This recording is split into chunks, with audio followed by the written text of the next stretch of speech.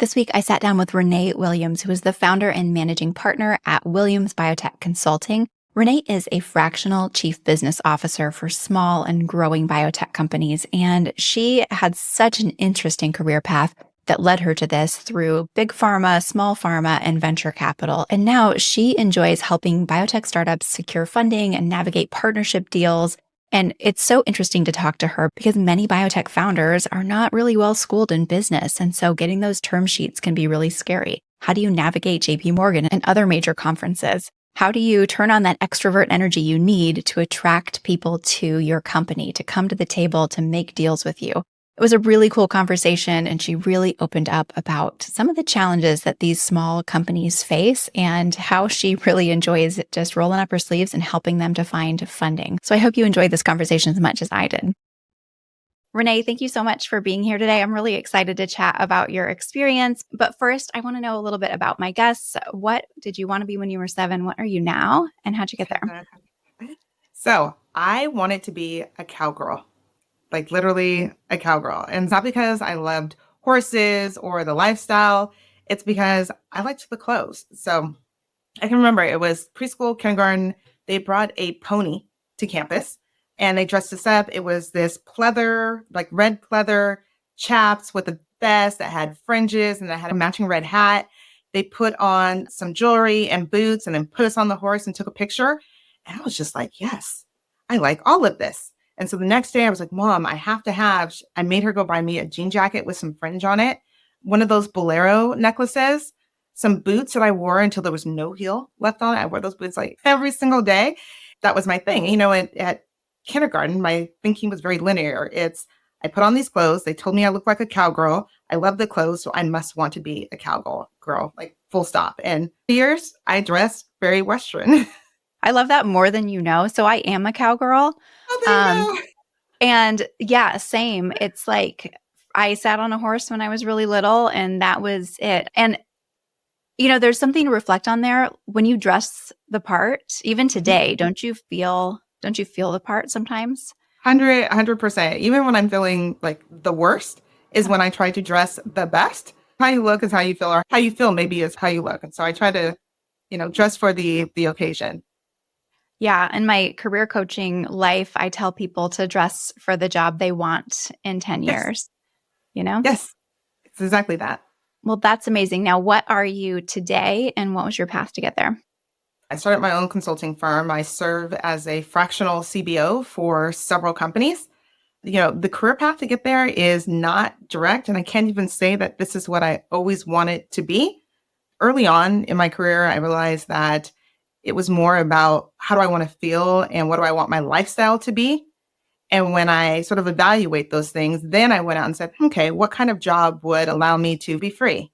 I always wanted to travel. Cool. What job would allow me to be on a plane and move around? I wanted to feel empowered. I wanted to feel like the decisions I made affected the company on a broader scale. So to me, that meant, I want to be forward facing. And much like that cowgirl outfit, I want to feel posh. I want to be able to wear more than just sweats to work in the lab. And so that sort of feeling, or that idea of feeling a lifestyle, is really what's sort of driven my career. And I think the other portion is that, a lot of what I did was based on experiences, good or bad, and decision points, whether they were voluntary or involuntary. And so then in that moment, you have to say, okay, maybe the plan I had for myself, it's not materializing. Cool. But this is what is possible. Pivot, and pivot. And so that's really what my career has been from the day that I left undergrad, was a series of pivots that landed me here. I think that is everyone's careers, and people like to imagine they have some straight line career, and it's just not so. When you talk to anybody, you're a fractional CBO. What does that mean? Who are your clients and how do you specifically help them? Fantastic. So when I first started, I called myself a consultant, pulling on my background from Lilly in the business development space.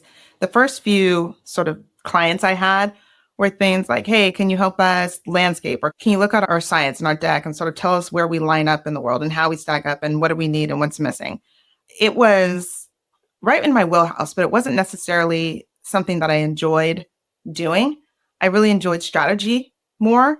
And so when I stepped back and was like, okay, how can I be useful or use more of my skill set to help companies move along? That's why I landed on this fractional chief business officer. And so when you are a startup, you need to do two things. You need to raise funds, right? Usually for our venture capital. And you need to, ultimately, you're trying to get partnerships with larger pharma to help bring your drug to market, because very few companies are going to turn from a small pharma to one that have their own manufacturing, their own distribution, and their own huge marketing teams. Like, you really do need to partner.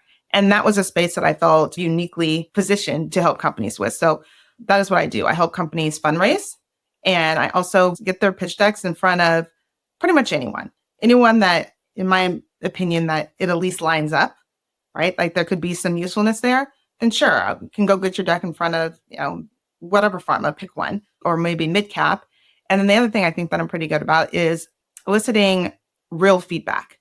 Not just, hey, this is great. Okay, you're a little bit early. Come talk to us in a few years. But to be able to say, no, exactly what is missing? And what is your process internally? How do you get to deals? Those sorts of things. Having that sort of foundational understanding in the back, perhaps I can ask different questions than, the biotech alone. And so really it's about giving them access to the people that they need to get access to. Can I guarantee that you're going to get this deal? Absolutely not. But can I guarantee that I can get you in front of the right person? Yeah, that's what I work on doing.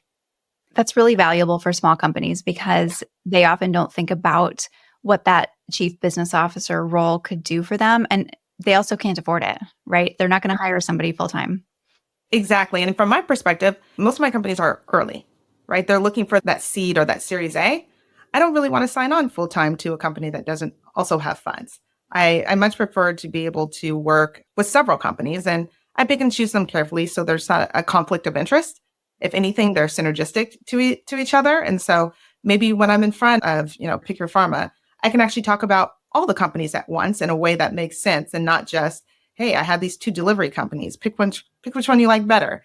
When you are actually working with these tiny companies, so you said they're seed, they're early stage, what are your thought processes for sort of taking them through crafting that pitch deck and then thinking about, well, how do we find partners for you? The companies that come in, they know what their business prop is. They have some amount of deck there. I'll take a look and say, hey, if I was still sitting on the other side of the table, this is my general reaction. Like, this deck is missing all the controls. I don't feel great about this. Or there's so much stuff here and it's in an order that doesn't make sense, or just that knee-jerk reaction. But at the end of the day, every pharma is different. And every person, that original sort of gatekeeper, they view things differently. And so sometimes, I have enough to be able to say, hey, if you're going to go over to this company, I know that they don't really love platforms. And so you better sort of change your narrative to be less about this platform that you built and focus more on the assets, or, the potential assets that are going to come off of it. Versus, hey, if you're going to go over here, I know that they already do this internally. So perhaps you should change that pitch up to how you can support, right, the things that they're doing versus trying to necessarily replace. And so it's almost a bit bespoke from company to company. And, if they have this great, wonderful team, great, let's push that forward, because everyone's looking for a company that has a great team, right? But let's say maybe you're a little bit newer and you don't have experience, then let's try to put something else forward. And so it's a lot of iteration. You've worked for a variety of different organizations where you've picked up all of this knowledge, some big pharma, venture capital. So how have you sort of stitched all of that together into something that really helps your clients to understand that landscape? The one thing that I've done consistently in all of those places is that I didn't know much when I got there. And so I always put myself in positions to learn as much as possible, even if it meant, like when I was at Janssen, that was my first introduction to pharma. I would just go sit in the back of the room, even though they were closed meetings, try to be invisible so no one would kick me out, and then just listen to what people say, the questions they ask, why they're asking them, what they're doing, what they're using that for, all of that. And I've done that sort of at every step. And then now when I have these clients, I really do try to pull from all of those places and deliver my recommendation or my strategy. So let's go back to Janssen. That was really interesting experience. And we all know that's a huge company. So how do you translate the big company business development mentality to these tiny companies? At big companies, yes, they might out-license things from time to time, but usually it's not the energy. It's, we had something, we developed something, we'll put it on the shelf, and we'd rather it sit on the shelf for decades versus perhaps letting somebody else win with it. So fundamentally, when you're at the big pharma, it's all about, we have the money and we're going to buy, we're going to bring in. And then when you're on the biotech side, it's, this idea of sell, but I don't like to say sell because I'm not really selling anyone anything. It's they already know they have that need, right? And it's more about, can I frame it in a way? Can I show them why this particular technology or this specific company is the one that they should use to fill that need? So I consider myself more of a framer. And let me just keep coming back and having the conversation again, because nothing happens with 1, 2, or even 3 conversations. And so the mentality is very different. You don't want to be needy, but at the same time, they know that you need them, right? You need their capital and you need their resources in order to move forward. So with the first couple companies, and maybe even now, I still have a little bit of that big pharma mentality. If I go into a meeting with someone, I still have that same idea. Well, yes, I need you, but I could also walk away, right? Like I'm not going to be a doormat, right? You're not going to steamroll me, but let's have these conversations. And so it's a tough spot. Like I can understand from my clients, sometimes I'll have somebody be interested and they're like, we just need a deal. Just say yes to everything. And I was like, well, you could do this one deal, but it'll probably be the death of your company because you've now given away exclusivity to some huge therapeutic area. You got very little back and you'll never be able to do a deal again in that space. And I get that you need money and you're trying to stay alive, but is this one deal today? Is it worth not being able to do any deal, right, in this space again? And so really just trying to balance yes, it's not going to be the perfect deal, but you also don't want it to be a company ending deal as well. That's really interesting. I guess I hadn't really thought about that, but there are a lot of exclusivity deals out there. And Yeah. you could walk yourself right into a corner. Yeah. I had one client, and I get it, that they were super excited. Another sort of smallish startup came along, was like, hey, we saw your data, we like it. We really want to use you to help design a biologic for us against X, Y, and Z. We're willing to pay you, and let's say it was 5 figures, right? It wasn't huge. We're willing to pay you 5 figures for this exclusive thing. And I happen to sit on the advisory board there. And so the company comes back and they were like, yes, we finally got a partner. And he's reading it down. Does this sound good? I said, yeah, as long as there's no exclusivity involved, you're good to go. This is an amazing deal. And they were like, yeah, about that. So they want all of oncology. I was like, there's no chance in hell. Like you can, but that's it. Oncology is ginormous. Let's say they do this and it works and there's, hey, yes, we got our stuff from this company. You're stuck. Like you'll never be able to go back. And it's just, in my opinion, I was like, it was too big of a therapeutic area. Now, if they can dwindle that down to something very specific, like just not even a solid tumor, like just this target or this, then yeah, that sounds good. And so trying to sort of balance, I get it, traction is good, but not all traction is worth it. What other pitfalls have you seen in some of these deal negotiations? Exclusivity is definitely one. I think the other thing I see a lot, because I work specifically with newer startups, is the idea that they get a little bit steamrolled.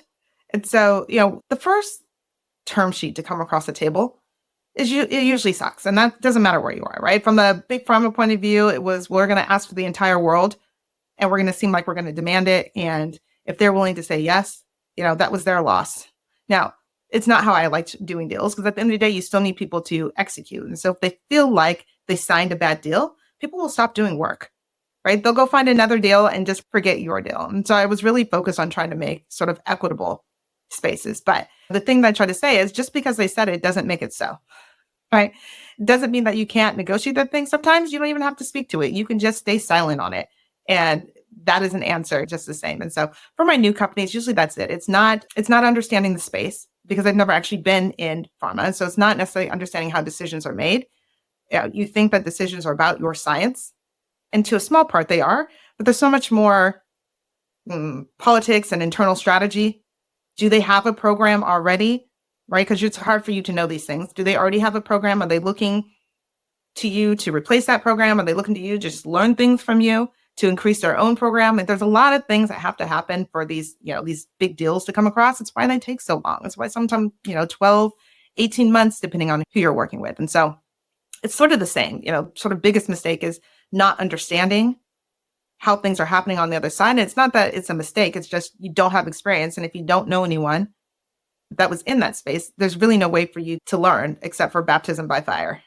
And usually by then, your first deal is probably the worst deal that you do. It's a deal, so it gets you started. But in terms of terms, it's probably the worst deal that you'll do as a company. That's so funny you say that. I was interviewing somebody else on this podcast, and they're in a great incubator space. and first-time founders. And they were saying they basically took their term sheet into this incubator space with all these other startup founders. And they were like showing this term sheet around. Is this good? Anybody know?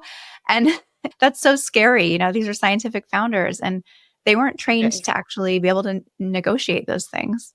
Exactly. So one of my clients right now, she has a potential offer on the table. Hey, we really want your technology. Why don't you send us a term sheet? Even that is a little bit weird, but so she comes back, she was like, hey, they're interested in a term sheet and it's not for what our actual value prop is. It's for something else, but it's still, this could be good. Hey, what should I do? And I looked at it, I was like, man, I've never worked this for upstream before. Pretty much any deal I've done has been very clear.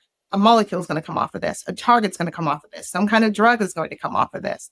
But hers was a little bit further upstream that I was like, all right, let me just get on the horn. Let me go through my own network and see who's done a deal like this. Tell me, what things to, not just what things to consider, but roughly give me a comparable. I'm curious if we could talk about the different types of arrangements that can bring funding and financing into companies that you find to be working in this market. What is working? What is good? Yeah, so that's the key, right? In this market, the market is improving. So, from a venture capital point of view, they're starting to put their money to work again, because for a while, everyone was just sitting on it, just waiting for money to be less expensive, if you will. And so, I'm going to answer that question from two parts. So if you were trying to bring in capital from like a venture or a PE point of view, the thing that I think startups need to understand is why people invest. What does a return mean to them? Quite often you hear, we have the best science and nobody's investing in us. Like our science is rock solid. But yet here's this other company whose stuff seems kind of sketchy, but they're just getting all the money and all the interest. Everybody's about a return. But if you look from a venture capital point of view, how do they get a return? They don't need your drug to go all the way to humans, right? They don't need it to go to market to a return. What they need is a very strong team who can keep moving it forward, who can drive up the valuation and then find a way to exit. Whether that exit is through an M&A or selling it to a larger company or IPOing, right? Which is why team is so important there. Now, if you're going and trying to partner with, let's say, a pharma or maybe even get CVC, right? So corporate venture capital investment, then the way you're going to go at that is different, because what is their return? Why would you invest as a pharma?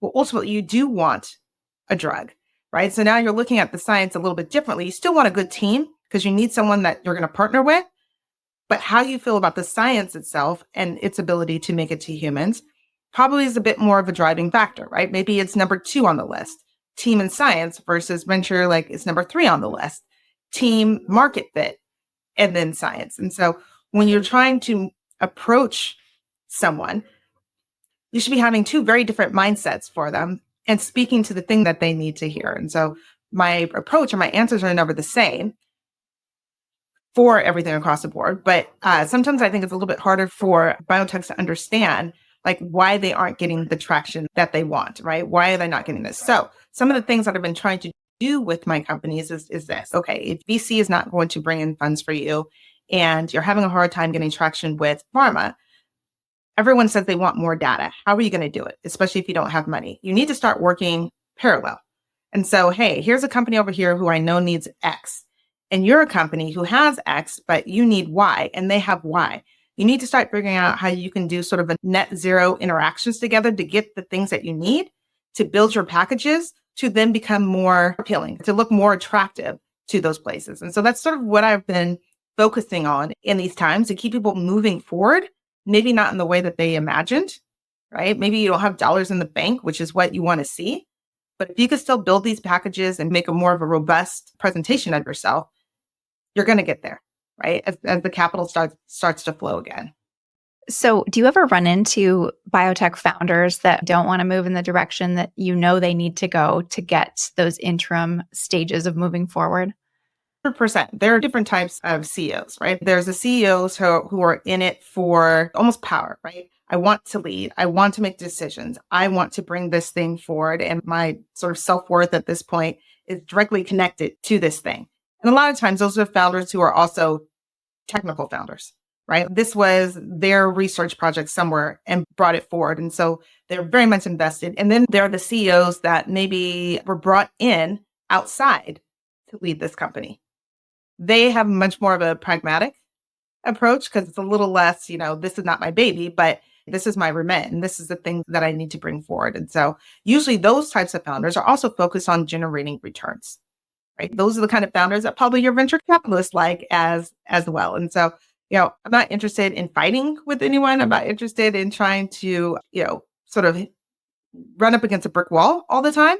There's plenty of companies out here that need help. And so, I try to pick and choose carefully. Can I work with this person as a CEO? Are they going to, take my advice? Not all the time. It's a conversation, but, I'm looking for companies that are interested in moving their companies forward and making a monetary return, not companies that are saying, I am the CEO and I made all decisions and I have the power and thus let's go. Yeah, that makes a lot of sense. I have the same conversations with my potential clients because talent acquisition, that team building piece, you really have to find the right team to your point. And there's a give and take there. And the marketability of the company also depends on the team. So I think a lot about that. 100%. Yeah. Team is really important. And I didn't really understand at the time, especially when it came to venture capital, of why team was so much more important than the technology itself until, recent years. And I was like, okay, I get it now. What swayed your thinking there? Was there an experience or something that happened? Just being in the space. So one of the things I think I've done well from sort of early on is I just always put myself in the space to learn. And so even if it's not formal learning, maybe it's not one of those venture capital course I went to, I go to conferences. I listen to people have conversations and how they speak. Then I just ask questions. I'm really not afraid to ask questions, even if it sounds dumb. I was like, hey, for my own education, why is it this? Why is it that? And then you start to put all the pieces together and you're like, okay, now I get it. And now I can take that and help inform my clients about why I say, I think you should do this, or you shouldn't do this, or this is not going to be the best return on your effort. We're coming up on our annual JP Morgan extravaganza that I feel like is almost a rite of passage for small companies.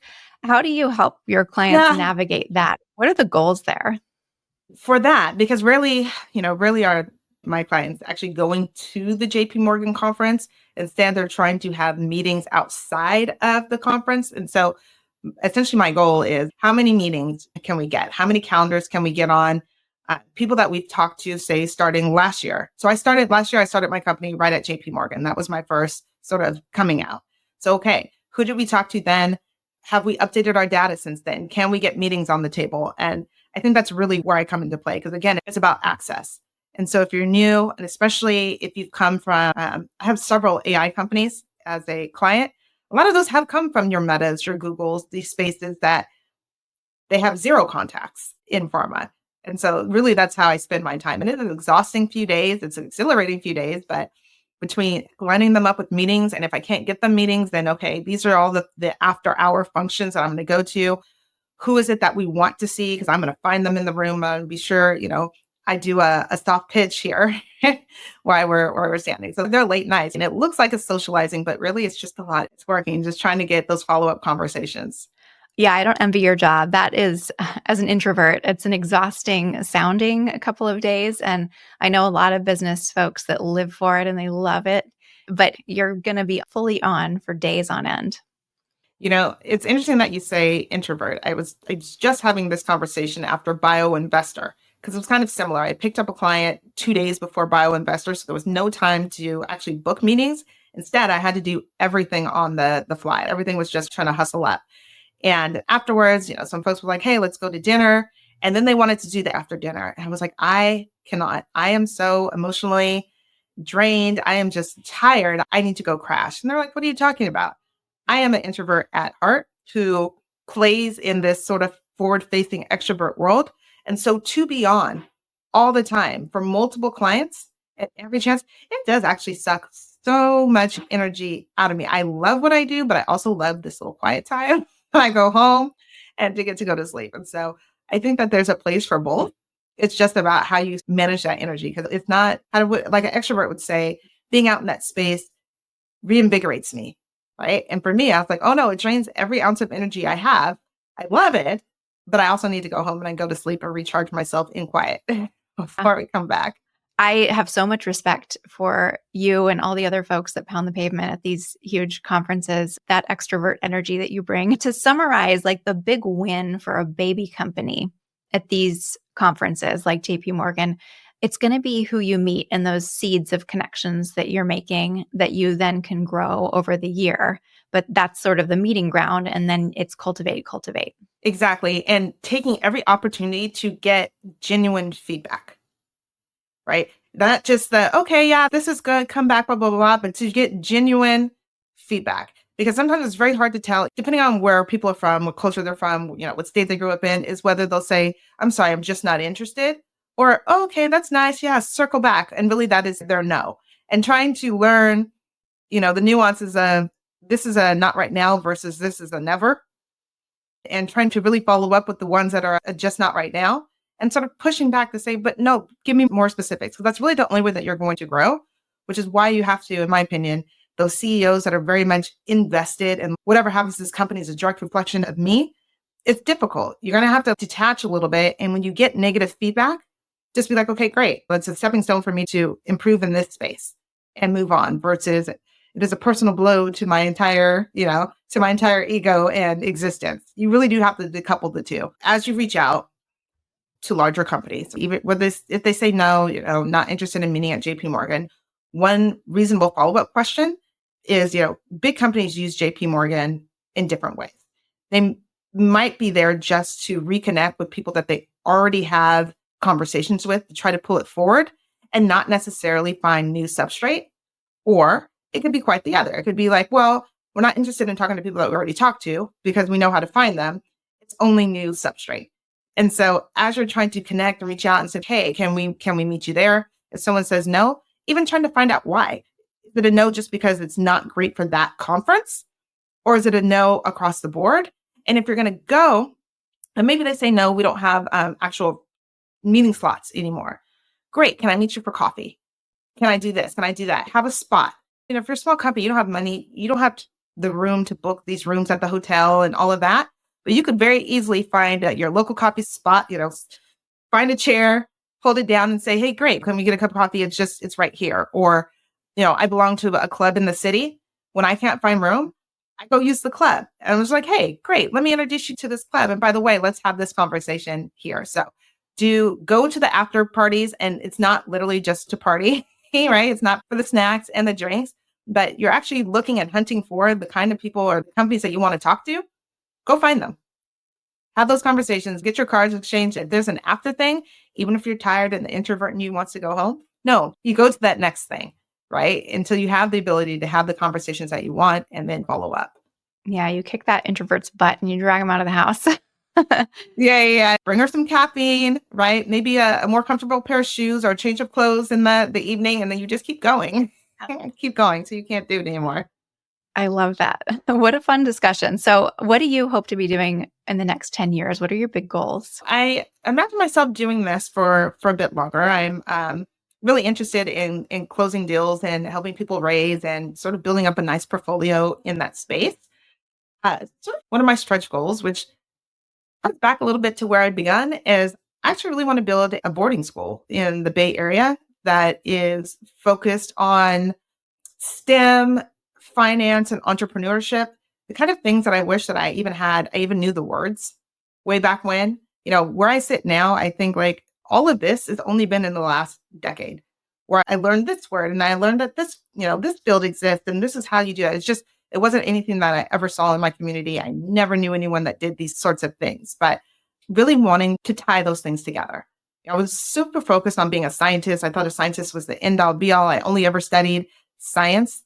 And then as I moved on, I was like, damn it, I wish I would have taken a business class. I wish I would have done this. I wish I would have had these other things to supplement. And I only did them later on in life. But I like the idea of boarding school and somewhat small and to be able to sort of cultivate students that are well-rounded in the spaces that generate capital in this world and generalists for wealth and things that just sort of let people be free. Because again, that's my buzzword is how can I live a free life? And so I feel like I just want to enable that other places. And I also feel that science is one of the few, maybe in computers, that you have the ability to sort of overcome whatever socioeconomic levels that you started with. There are a few things that I think allows you to move outside of that, right? If you're great at programming, I don't think people care where you came from. Are you that person and to sort of get it done? And I find that science is a bit of the same. That's a really cool goal. Do you have a book recommendation for my reading list?